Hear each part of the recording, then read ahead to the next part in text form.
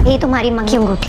क्या तो यही मतलब हुआ? नौकरी ने उसे बिगाड़ा? मेरे लिए अफसोस करने की जरूरत नहीं। दुश्मन से दोस्ती क्या मतलब है इसका? हेलो फ्रेंड, उरूज और उसकी मां का प्लान कामयाब हो चुका है। वो दोनों पहले ही बीजान और राफिया को मेहरू और उसकी मां के खिलाफ भड़का चुकी थी कि मेहरू शाहनवाज से मिलती है, और रही सही कसर खुद शाहनवाज ने मेहरू की बर्थडे पर आकर पूरी कर दी थी।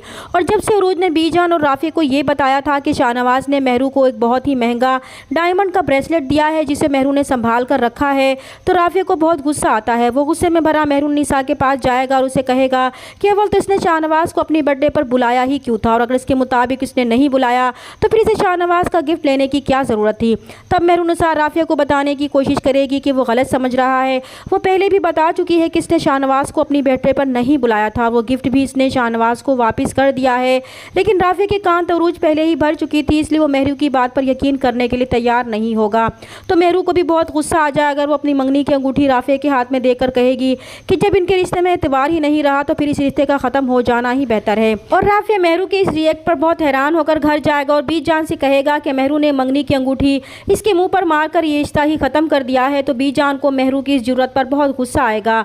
वो मेहरू की माँ के पास जाएंगी और इस सब का जिम्मेदार उन्हें ठहराएंगी कि ये सब उनकी ढील का नतीजा है।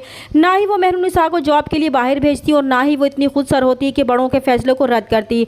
इस जॉब की वजह से ही वो आवारा हो गई है और अपनी मर्जी के फैसले करने लगी है। जबकि मेहरू की मंगनी टूटने से उरूज और इसकी माँ बहुत ज़्यादा खुश होंगी, लेकिन अब मेहरू को इस मंगनी के तोड़ने का कोई गम नहीं था, क्योंकि कहीं ना कहीं उसके दिल में भी शाहनवाज शाह के लिए पसंदीदगी पैदा हो चुकी थी।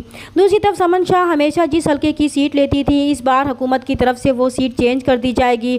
तो समन शाह को बहुत गुस्सा आएगा कि ऐसा कैसे हो सकता है, वो उनका पुराना हल्का है और वो सीट हमेशा से उनके पास थी। और ये सब भी हो सकता है कि शाहनवाज करवा रहा हो, क्योंकि ये वही हल्का है जहाँ मेहरुन्निसा रहती है।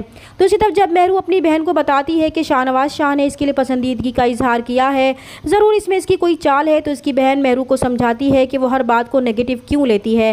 शाहनवाज को क्या ज़रूरत है इसे झूठ बोलने की, इसके लिए लड़कियों की कोई कमी तो नहीं होगी, इसलिए उसे हर किसी को दुश्मन बनाने की ज़रूरत नहीं है। इसलिए सुबह जब वो जॉब पर जाती है तो उसका सामना शाहनवाज शाह से हो जाएगा।